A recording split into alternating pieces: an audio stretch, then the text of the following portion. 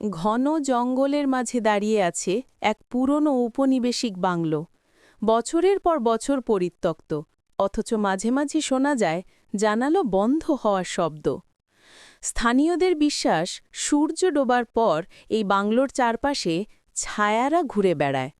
কারো সাহস হয়নি সূর্যাস্তের পর এখানে পা রাখতে। ভেতরে ঢুকলেই যেন থেমে যায় সময়। ভাঙা আসবাব, ধুলোমাখা মেঝে আর এক অজানা শীতলতা গায়ে কাঁটা দেয়।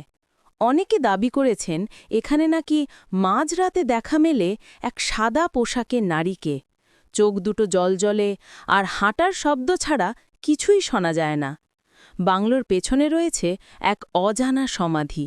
গুজব আছে বাংলোর প্রথম মালিকের আত্মা এখানেই বন্দী হয়ে আছে।